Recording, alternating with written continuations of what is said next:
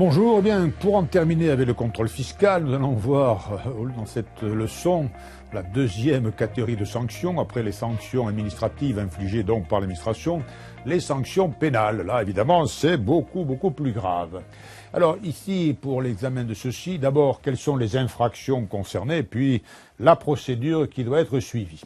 Alors, les infractions, il y a d'abord, et c'est là-dessus que se fonde la grande majorité des jugements, c'est le délit général de fraude fiscale. Vous voyez, un délit général qui est déterminé par le Code général des impôts, article 1741. Alors, le Code général des impôts, n'est-ce pas, définit ce délit général, mais il y a deux éléments constitutifs. C'est-à-dire qu'ici, nous sommes dans le droit pénal, nous sommes dans le pénal, puisque c'est les infractions pénales. Alors vous savez qu'une infraction pénale doit présenter deux éléments, deux caractéristiques. D'abord, un élément matériel, c'est-à-dire le fait que le contribuable s'est soustrait ou a tenté de se soustraire totalité ou partiellement au paiement de l'impôt. Donc il y a l'élément matériel, et puis il y a l'élément intentionnel. Vous savez, une infraction pénale suppose qu'on ait commis l'infraction de manière intentionnelle. Donc ici, pour ce délit général de fraude fiscale, eh bien, on retrouve les deux éléments qui sont issus des règles générales de droit pénal. Donc l'élément matériel et puis l'élément intentionnel. Alors, dans ce délit général de fraude fiscale, quelles sont les formes que peut prendre le délit ? Alors, l'omission volontaire de déclaration, volontaire puisque c'est délibéré, la dissimulation toujours, là aussi, volontaire de sommes sujettes à l'impôt, vous voyez, l'organisation de son insolvabilité, c'est-à-dire en faisant en sorte qu'on n'ait plus rien, qu'on soit censé n'a plus être propriétaire de plus rien, ou enfin, comme le dit, tout autre moyen frauduleux, tout ce qu'on a fait. Donc, la façon dont on veut échapper au paiement de l'impôt. Ça, c'est le délit général de fraude fiscale. Dans ce cas, les peines qui sont infligées par un tribunal, bien sûr. Alors, les peines peuvent être relativement lourdes, 500 000 € d'amende et un emprisonnement qui peut aller jusqu'à 5 ans. Et alors, ces peines sont augmentées dans certains cas, donc l'amende est portée à 3 millions d'euros et la durée de l'emprisonnement à 7 ans. Alors, s'il y a des circonstances aggravantes, alors parmi les circonstances aggravantes, la domiciliation fictive à l'étranger, ou lorsque, comme disent les textes de droit pénal fiscal, lorsque l'infraction, la fraude a été commise en bande organisée, c'est-à-dire que c'est quand même quelque chose de relativement plus grave, donc on applique. Il y a aussi la possibilité qui est offerte d'appliquer des peines complémentaires, alors la privation des droits civiques, c'est quand même une peine qui peut être gênante. Autre peine qui est peut-être moins éclatante, mais qui peut être extrêmement gênante aussi, le tribunal peut décider la suspension du permis de conduire. Oui, ça peut être aussi extrêmement gênant. Alors, ces peines très sévères, très redoutables, disons-le quand même, entre nous, elles ne sont pas très souvent appliquées. Alors, les peines d'emprisonnement, très souvent, le plus souvent, je dirais, c'est des peines avec sursis. Il est assez rare que quelqu'un aille véritablement en prison pour plusieurs années pour fraude fiscale. En France, n'est-ce pas? Ce n'est pas le cas dans d'autres pays. Par exemple, aux États-Unis, là, on peut aller en prison pour fraude fiscale. C'est même assez courant, historiquement, vous le savez. Al Capone, le célèbre bandit de Chicago, est allé à l'origine en prison pour fraude fiscale. Après, on lui a reproché quelques autres babioles d'avoir assassiné une soixantaine de personnes, mais au départ, il y est allé pour fraude fiscale. Donc ça, c'est le délit général de fraude fiscale. Mais il y a d'autres délits qui sont prévus dans le Code général des impôts, dans la loi fiscale. Or, les autres délits, c'est l'opposition individuelle ou collective au contrôle fiscal. Vous voyez, si on s'oppose au contrôle, c'est pas nécessairement une opposition physique, encore que ça peut exister, mais c'est l'opposition du fait, par exemple, que quelqu'un ne veut pas transmettre des documents. Il faut que ça soit grave tout de même. Le refus collectif de l'impôt, alors ce serait le cas, ça a été le cas autrefois, ça c'est une vieille infraction, qui maintenant ne s'applique plus guère, c'était des syndicats ou des organisations professionnelles qui demandaient à leurs adhérents de ne pas payer l'impôt, le refus collectif.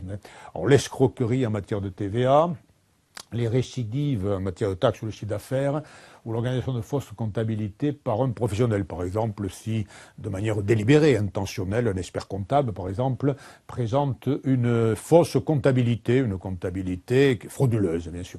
Alors dans ce cas, chacune des lois qui prévoient ces infractions prévoit des peines d'amende et d'emprisonnement qui sont un peu différentes selon les cas. Enfin, peu importe. Alors ensuite, après cela, il y a la procédure. Alors ici, je vais vous indiquer la procédure qui s'applique actuellement, n'est-ce pas, le droit en vigueur, n'est-ce pas, le droit positif, et puis je vous dirai un mot quand même des réformes qui sont en train d'être imaginées, n'est-ce pas, et qui rentreront en vigueur peut-être dans un an, enfin on verra. Mais donc, par anticipation, je vous donnerai quelques indications, étant bien entendu que ce qui s'applique pour l'instant, c'est donc ceci. Alors, vous avez peut-être vu ça dans la presse, tout ceci prend un nom familier qui est ce qu'on appelle le verrou de Bercy. Alors, qu'est-ce que c'est que le verrou de Bercy? Vous voyez, la procédure pénale, comme je l'ai dit en matière fiscale, déroge au droit commun. C'est-à-dire que dans le droit commun, l'action publique, l'action pénale, est mise en œuvre par le parquet, par le procureur. C'est le procureur qui va lancer éventuellement Ici, non. L'action publique, l'action pénale, ne peut être mise en œuvre que dans la mesure où l'administration a préalablement déposé une plainte. C'est-à-dire qu'il y aura mise en œuvre d'une action pénale si l'administration le souhaite. C'est donc une prérogative de l'administration qui va décider en opportunité, en quelque sorte, de déposer ou non une plainte, voyez-vous. C'est ça qu'on appelle le verrou de Bercy, en disant, au fond, une instruction pénale en matière fiscale, ça dépend de l'administration. C'est l'administration qui est juge de l'opportunité. Si l'administration juge inopportun de faire des poursuites, elle ne déposera pas plainte. Si l'administration décide qu'il est opportun de faire des poursuites pénales, elle déposera plainte. Alors c'est ça que l'on critique, que certains critiquent en disant mais du coup, puisque c'est l'administration fiscale qui est juge de l'opportunité, ça veut dire que pour des raisons, alors évidemment on soupçonne les pires raisons bien sûr, pour certaines raisons, un certain nombre de contribuables échapperont donc à la procédure pénale si l'administration refuse de déposer plainte. Oui, c'est exact, c'est si. C'est-à-dire que là, vous voyez, la question de l'opportunité, c'est souvent lié à ça. C'est qu'en réalité, ce sont de grosses affaires, par définition, puisque c'est la question de la plainte se pose. Il s'agit, vous l'avez compris, quand même, de délits importants, de fraudes importantes. Alors, il s'agit des cas dans lesquels l'administration fiscale, au fond, je me fais un peu l'avocat du diable, voudrait privilégier surtout le recouvrement, vous voyez, en disant aux contribuables, écoutez, vous payez l'impôt, vous payez éventuellement aussi les pénalités que je vous ai infligées, les majorations, notamment comme ça, et on ne déposera pas plainte. Parce que l'administration parfois redoute que si on dépose plainte, après peut-être que le recouvrement sera mal assuré. Mais néanmoins, ça je vous dis, ça me fait l'avocat du diable, il y a quand même un vrai problème. Le vrai problème, c'est que l'administration a la maîtrise de ceci. C'est elle qui décide ou non qu'il y ait des poursuites pénales. Alors, elle ne le décide pas toute seule quand même, n'est-ce pas? Donc l'administration, dans ce cas, n'est-ce pas, lorsqu'elle veut déposer une plainte, elle ne peut déposer la plainte que sur avis conforme d'une commission qu'on appelle la commission des infractions fiscales, la CIF en abrégé.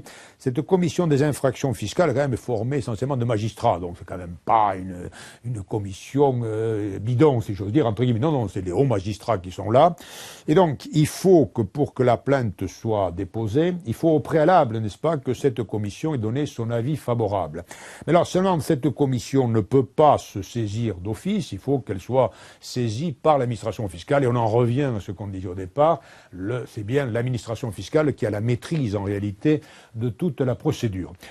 Alors, ceci a été fait quand même, la CIF, là, l'intervention, l'avis conforme nécessaire de la CIF, bon, c'est une garantie quand même pour le contribuable, parce que ça veut dire que c'est les hauts magistrats qui acceptent quand même qu'il y ait une plainte. Enfin, néanmoins, ce qui est très discuté à l'heure actuelle, alors que c'est même discuté au Parlement, vous voyez, ça avance, hein. Cette histoire de verrou de Bercy dont on parle depuis longtemps, là, maintenant, ça avance un peu.